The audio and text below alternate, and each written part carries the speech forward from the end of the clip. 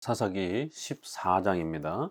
삼손이 딥나에 내려가서 거기서 블레셋 사람의 딸 중에서 한 여자를 보고 올라와서 자기 부모에게 말하여 이르되 내가 딥나에서 블레셋 사람의 딸 중에서 한 여자를 보았사오니 이제 그를 맞이하여 내 아내로 삼게 하소서 하매 그의 부모가 그에게 이르되 내 형제들의 딸 중에나 내 백성 중에 어찌 여자가 없어서 내가 할례 받지 아니한 블레셋 사람에게 가서 아내를 맞으려 하느냐 하니 삼손이 그의 아버지에게 이르되 내가 그 여자를 좋아하오니 나를 위하여 그 여자를 데려오소서 하니라. 그때에 블레셋 사람이 이스라엘을 다스린 까닭에 삼손이 틈을 타서 블레셋 사람을 치려 함이었으나 그의 부모는 이 일이 여호와께로부터 나온 것인 줄을 알지 못하였더라. 삼손이 그의 부모와 함께 딥나에 내려가서 딥나의 포도원에 이른즉 젊은 사자가 그를 보고 소리 지르는지라. 여호와의 영이 삼손에게 강하게 임하니 그가 손에 아무것도 없이 그 사자를 염소 새끼를 찢는 것 같이 찢었으나 그는 자기가 행한 일을 부모에게 알리지 아니하였더라. 그가 내려가서 그 여자와 말하니 그 여자가 삼손의 눈에 들었더라. 얼마 후에 삼손이 그 여자를 맞이하려고 다시 가다가 돌이켜 그 사자의 죽음을 본즉 사자의 몸에 벌떼와 꿀이 있는지라. 손으로 그 꿀을 떠서 걸어가며 먹고 그의 부모에게 이르러 그들에게 그것을 들여서 먹게 하였으나 그 꿀을 사자의 몸에서 떠왔다고는 알리지 아니하였더라. 삼손의 이제 본격적인 그의 활동이 소개가 됩니다. 그런데 이제 삼손은 참 이 구약의 특별히 사사기의 여러 사사들 중에서도 가장 그 이해하기가 힘든 인물입니다.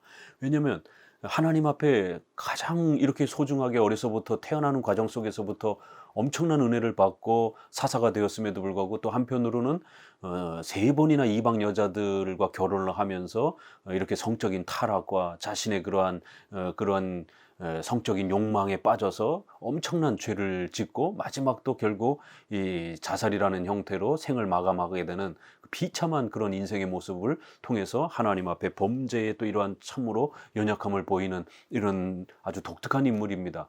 마치 우리가 요나서를 보게 되면 요나는 구약의 선지자 중에 아주 찾아볼 수 없는 독특한 인물이죠. 하나님 앞에 반항하고 거부하고 하나님의 명령에 순종하지 않고, 보통 선지자들은 하나님의 말씀에 철저하게 순종하는데 이 요나 선지자는 이렇게 하나님 앞에 불순종하는 아주 독특한 선지자로 쓰임을 받는 이런 모습을 보입니다. 결국 이제 요나서도 그렇고 삼손도 그렇고 하나님께서는 그 인물 자체의 부패함과 연약함을 그대로 하나님이 사용하셔서 결국 이스라엘의 부패함과 더러움을 이 인물을 통해서 간접적으로 그렇게 드러내시는, 이스라엘의 부패를 책망하는 도구로 그렇게 사용하신 것입니다. 그래서 아주 이렇게 어떻게 선과 악이 교차되어지는 이런 독특한 인물을 하나님께서는 이렇게 이스라엘의 중요한 지도자로 삼을 수 있는가라고 우리가 언뜻 보게 되면 이해하기 어렵지만, 이것은 이제 우리가 신론에서 하나님께서 악을 사용하시고 악을 통치하시는, 비록 하나님은 악의 주인이나 악을 만드시는 분은 아니랄지라도 하나님은 전지전능하셔서 선뿐만 아니라 악조차도 사용하실 수 있고 통치하시고 다스리시며 하나님의 위대한 뜻 속에서 섭리 속에서 이끌어 가시는, 이런 죄를 사용하시는 이런 하나님의 작정과 섭리. 그래서 우리가 이거를 허용적 작정, 허용적 섭리라고 이렇게 늘 표현해 옵니다. 인간의 죄를 하나님께서 어떻게 다스리시고 통치하시는가? 죄에 물들지 않으면서도 인간은 인격적 존재로 자신의 도덕적 책임을 가진 그런 제2원인적 그러한 인격적 존재로 살아가기 때문에 얼마든지 인간은 자기의 죄에 대해서 책임을 져야 된다라는 겁니다. 그럼에도 그 모든 인간의 인격과 활동 전체까지도 하나님은 도구와 수단으로 하나님의 작정과 뜻을 펼쳐내는 거대한 이러한 또 통치의 전능함을 갖고 계시기 때문에 제1원인 되시는, 모든 역사를 하나님의 작정과 뜻 속에서 하나님이 원하시는 대로 모든 역사를 펼쳐가시는 이 하나님의 절대 주권적인 전능하신 하나님의 이 초월적인 그 위대한 하나님의 주권을 또 이렇게 죄까지도 하나님께서 사용하시고 통치하시는 이런 방식을 통해서 우리는 하나님의 위대함을 배우게 됩니다. 그래서 허용적 작정, 바로 죄 사탄과 악한 영까지도 하나님의 명령에 복종해야 되고, 또 하나님이 그들을 다스리셔서 하나님의 모든 역사를 이루어 가시는 이러한 하나님의 위대한 작정을 허용적 작정이다, 허용적 섭리라 이렇게 표현을 합니다. 우리가 로마서 8장에 보게 되면 모든 것이 합력하여 선을 이룬다라고 이렇게 표현하는 것처럼, 하나님은 선뿐만 아니라 악조차도 하나님 사용하셔서 모든 걸 합력하여 하나님의 영광을 위하여 사용하실 수 있는 전지전능하신 하나님이라는 겁니다.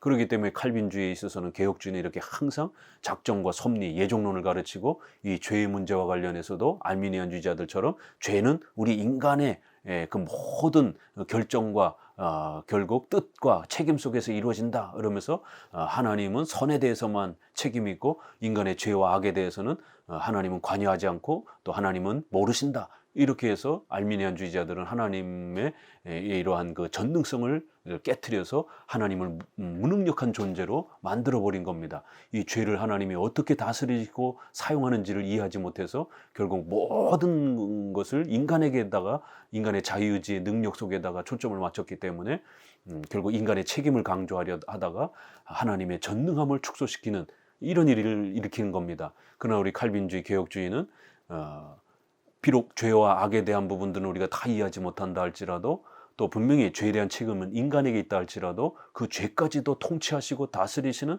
하나님의 전지전능하심을, 절대 주권을 강조한 겁니다. 왜냐하면 성경이 그렇게 표현하는 하나님은 전지전능하신 분으로 소개하기 때문에 그런 것입니다.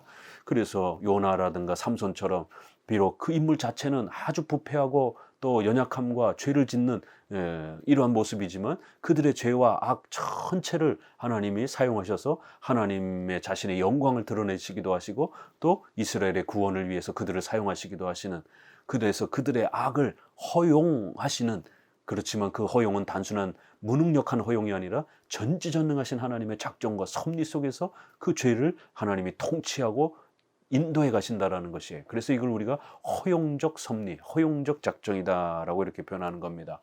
사탄과 악인들도 사용하는 것처럼, 또 이렇게 이스라엘의 지도자 중에, 선지자 중에 또 그들의 부패한 모습들을 그대로 사용하셔서 이스라엘 백성이 얼마나 부패한지를 그 지도자의 그 연약함과 부패한 모습을 통해서 있는 그대로 너희들이 이 정도 부패해 있다라고 이렇게 책망하고 꾸짖는 수단과 계시의 수단으로 이렇게 또 사용하시기도 한 것입니다. 결국 삼손은 시작하자마자 블레셋 사람의 딸 중에 여자의 마음을 빼앗겨서 결국 그 이방 여자를 마음에 들어서 결혼하려고 부모를에게 요청하고 졸라대는 모습을 보게 됩니다. 그러자 부모는 책망을 하죠. 이스라엘 여인들 중에도 충분히 있는데 왜 이방 여자랑 결혼을 하려고 하느냐. 이렇게 구약에서 보면 아브라함이 자기 아들의 철을, 며느리를 구하기 위해서 반드시 이방 여자하고는 안 되고 자기 가족 중에서 이렇게 며느리를 구하려고 이렇게 애쓰는 모습을 보게 됩니다.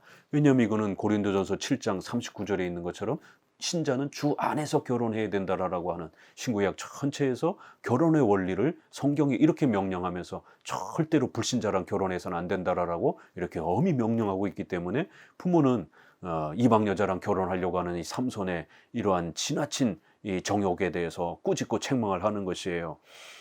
그렇지만 삼손은 내가 그 여자를 좋아하니 데려와 주세요.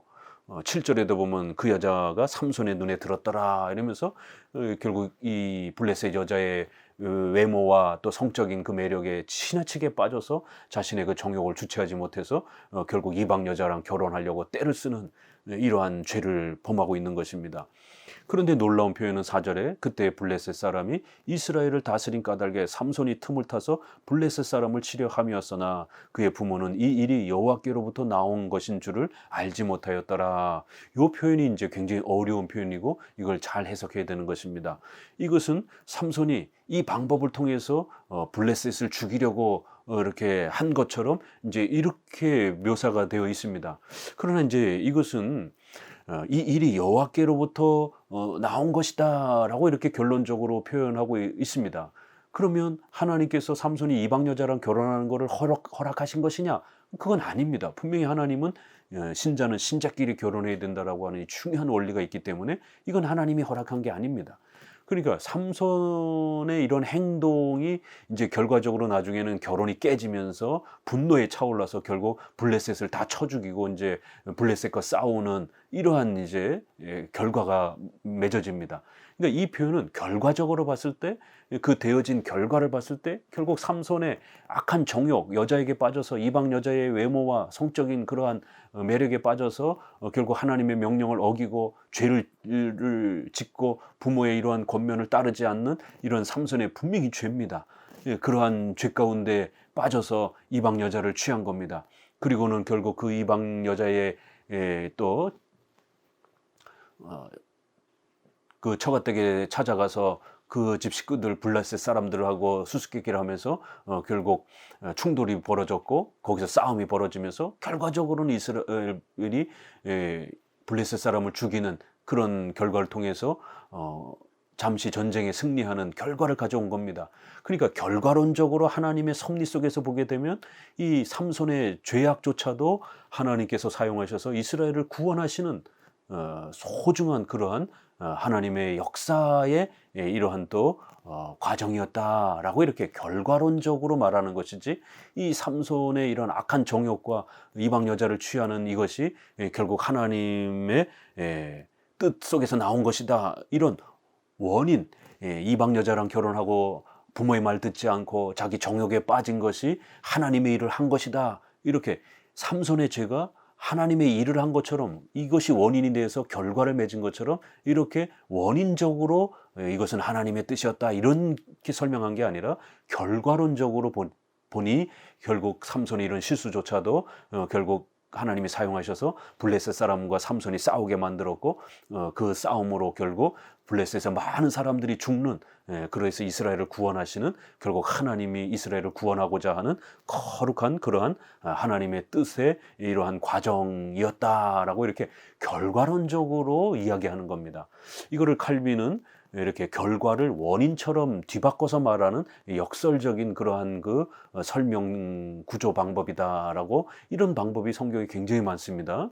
그래서 이 결과를 원인처럼 이렇게 표현하는 것이지, 이 죄가 하나님의 뜻을 성취하고 이룬 것처럼 이렇게 설명하게 되면, 그럼 우리가 죄를 지으면 하나님의 뜻을 완성하게 되는 이러한 그 원인과 동기부여가 되는 것처럼 이렇게 설명하면 큰일 나는 겁니다. 그럼 우리가 죄를 열심히 짓자, 이렇게 하나님의 뜻을 성취하기 위해서 죄를 열심히 짓자, 이렇게 접근하게 되는 심각한 오류가 벌어지는 것입니다. 그래서 이거는 결과적으로 결국 이러한 그 분쟁과 이러한 또 갈등이 결국 인간의 욕망과 또 정욕과 또 그걸 통해서 싸움이 벌어지는 이런 모든 과정들이 결국 하나님의 섭리적 계획 속에서 블레셋을 죽이기 위한, 또 이스라엘을 구원하시기 위한 그러한 하나님으로부터 나온 거룩한 하나님의 섭리의 계획이었다라고 이렇게 설명을 한 것입니다. 또 혹시라도 삼손이 이 블레셋 사람들을 치려고 공격하려고 틈을 타서 블레셋 사람들을 공격하려고 그런 마음속에 그러한 어떤 의지와 생각들을 갖고 있다 할지라도 이 방법은 성경적으로 옳은 방법은 아닌 겁니다. 왜냐하면 성경의 십계명이 이걸 금지하고 있기 때문에.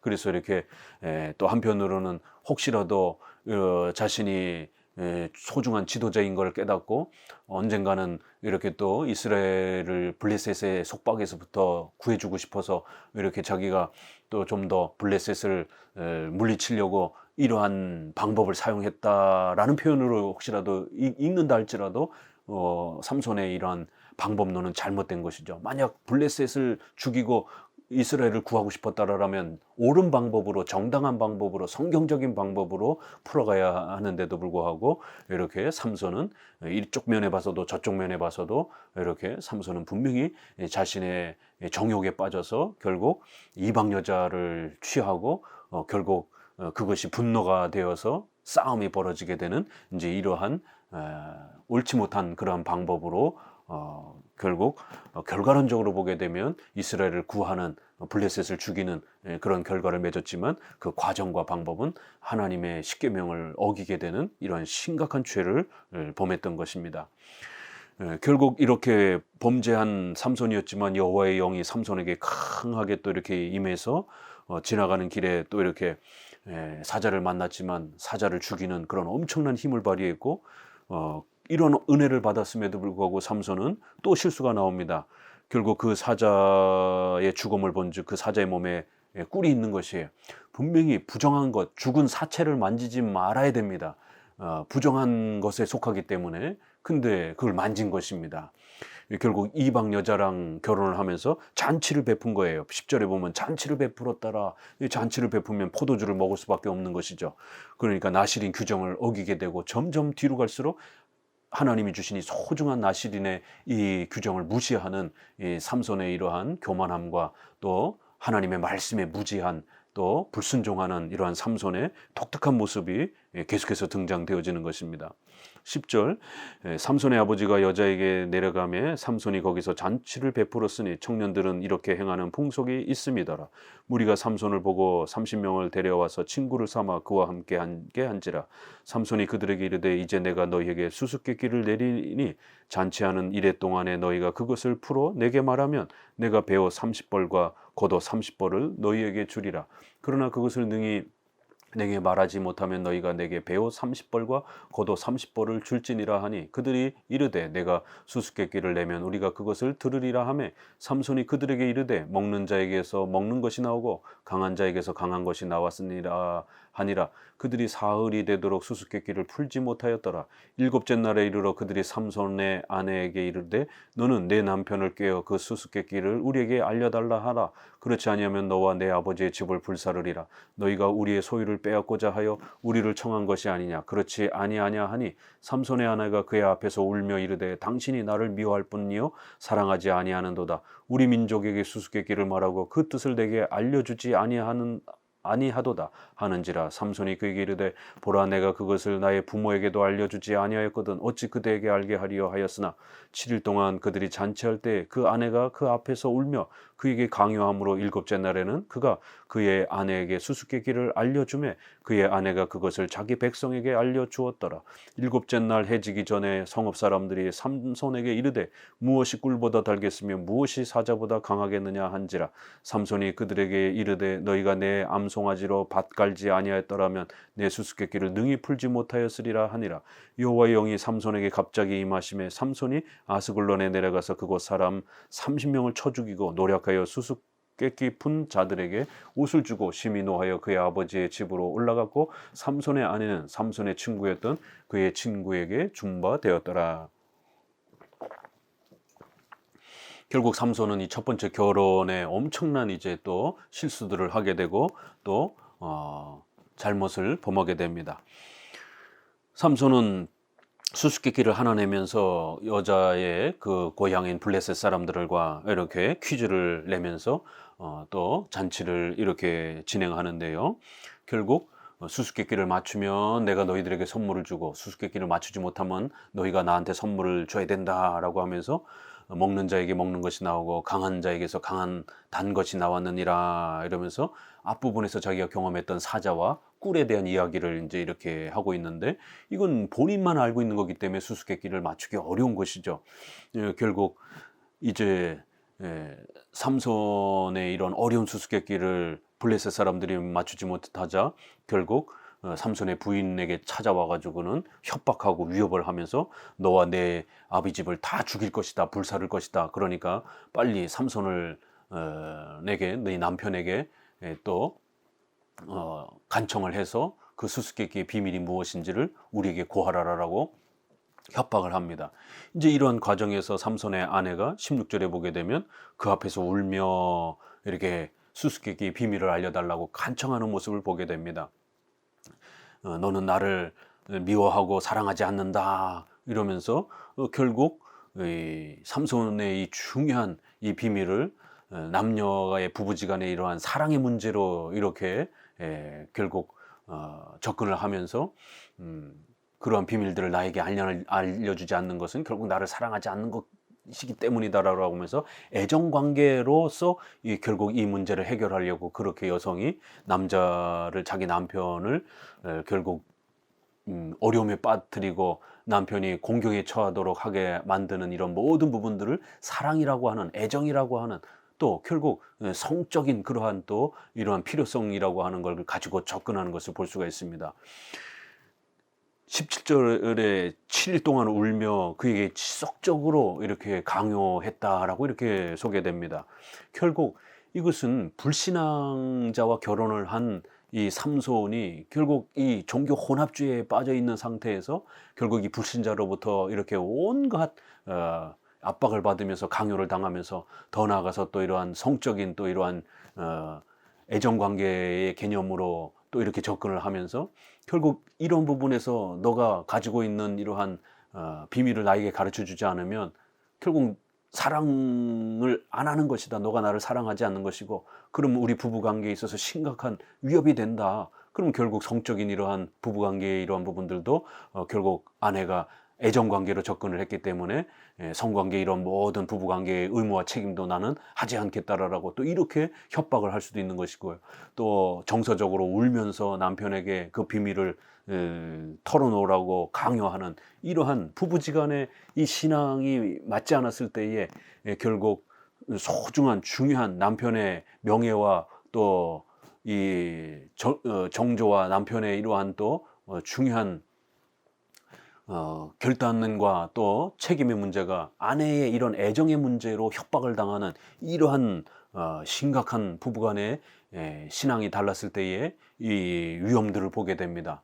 결국 이러한 갈등은 오늘 우리 시대에도 불신자랑 결혼했을 때 한쪽 배우자가, 특별히 남자가 신자이고 여성이 불신자이게 되면 이런 방식으로 똑같이 남편의 신앙의 정조와 또 신앙의 책임과 또 이러한 신앙의 또 명예와 이런 모든 부분들을 불신자인 아내가 온갖 사랑과 애정이라고 하는 또 성적인 이러한 또 즐거움과 또 책임이라고 하는 이런 모든 걸 동원해서 남편의 이러한 신앙의 지조를 또 지키지 못하도록, 교회 가지 못하도록, 또 신앙생활 제대로 열심히 하지 못하도록 끊임없이 방해하고 유혹하면서 또 이렇게 방해 장애물 역할을 하는 것입니다. 그러면 결국 대부분은 남편들은 성적인 또 이러한 또 필요성과 욕구에 의해서 아내의 이러한 또 지속적인 또 그런 요구를 거절할 수 없는, 그래서 교회 나오는 걸 중단하고 신앙생활하는 걸 중단하고 포기하는 이런 안타까운 모습들을 보게 됩니다.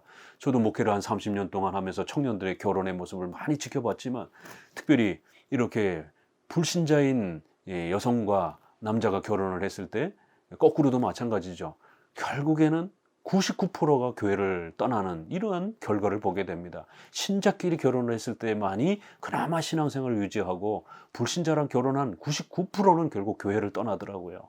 특별히 남자가 신자이고 여자가 불신자였을 때는 또 이러한 애정, 또 사랑, 성적인 또 그러한 필요성 이런 걸 가지고 남편을 협박하면서 교회 나가지 못하게 하고 교회 봉사하지 못하게 하고 결국 가정에만 있게 만드는 이런 식으로 요구하면서 결국 애정 관계를 가지고 남편의 신앙의 이런 지조를 무너뜨리는 이러한 심각한 불신앙자와 결혼했을 때에 나타나게 되는 그 결과의 모습들이 이 삼손의 모습에서 또 그대로 나타나는 것입니다. 우리가 사사기에서 계속 보았던 교회의 타락의 결정적 두 원인이 있었습니다. 하나는 이방신 바알과 아세라를 수용하는 종교 혼합주의, 또 하나는 가정 질서가 무너지는 일부 다처, 또 불신자랑 결혼, 또 그래서 또 이렇게 결혼의 질서와 틀이 깨어지는 이러한 기독교 윤리의 파괴가, 특별히 그 윤리 중에 가정 질서의 파괴가 가장 무서운 교회의 타락의 원인으로 사사기에는 끊임없이 이렇게 소개하고 있습니다. 지금 역시도 이렇게 사사기에서 삼손의 이 신앙의 부패와 타락은 특별히 태어나는 과정 속에서도 하나님 앞에 엄청난 은혜를 받으며 자랐던 이런 삼손임에도 불구하고 결혼 잘못해서 불신자의 아내의 이러한 잘못된 이 지나친 애정관계의 요구로 인해서 결국 삼손의 신앙적 지조와 이런 결단이 다 붕괴되고 무너지는 이 가정의 질서가 깨어지는 이 심각한 사태를 우리는 사사기를 통해서 보면서, 삼손이 무너지게 된 결정적인 신앙의 부패의 타락의 원인은 결국 이방 여자와 결혼을 하게 되면서 불신자와 결혼을 하게 되면서 하나님을 섬기지 못하는 이러한 심각한 결과를 맞이하게 된 것을 우리는 이 장면을 통해서 보게 됩니다. 결국 이렇게 삼손이 지켜야 되는 소중한 이러한 비밀은 바로 나실인과 관련된 그러한 중요한 비밀과 연결이 되기 때문에 신앙의 지조를 지켜야 되는 이러한 중요한 책임을 성적인 욕구, 아내의 지나친 정서적인 그러한 또 이러한 또 요구들, 울면서 자꾸만 이렇게 발목을 잡는 이러한 지나친 그런 애정에 의존하는 그러한 성적인 욕구에 의존하면서 남편의 이런 신앙의 지조와 책임을 방해하는 이런 모습은 결국 나중에 이제 기생하고 또 다른 또 이방 여인하고 결혼하면서 자신의 그 세 가지 비밀을 전부 다 결국 공개하면서 나실인의 규정을 깨게 되고 망가뜨리게 되는 중요한 또 그러한 원인이 되기도 하는 것을 우리는 세 번의 이러한 또 삼손의 결혼 과정에서 모두 보게 되는 것입니다. 이렇게 사사기의 이 14장은 삼손의 이런 실수와 부족함과 연약함이 있는 그대로 나타나고, 그럼에도 불구하고 그 삼손의 죄까지도 하나님이 사용하셔서 허용적 작정이라고 하는 섭리라는 하나님의 놀라운 역사로 결국 블레셋을 징계하시고 심판하시면서 이스라엘을 그 전쟁으로부터 살려주시려고 하시는 그런 하나님의 놀라운 은혜와 섭리의 도우심의 손길을 우리는 배우게 되는 것입니다. 결국 삼손은 화가 나가지고 이 비밀이 다 탄로났고 결국 내 아내를 그렇게 협박하고 내 아내를 그렇게 이용을 해가지고 이 비밀을 너네들이 알게 된 것을 이제 내가 그 모든 것을 알고 있다라고 화를 내면서 결국 삼손은 자신의 그러한 그 분노에 못 이겨서 아스글론에 내려가서 결국 블레셋 사람 한 40km 떨어진 지역이니까 블레셋 그 지역이죠.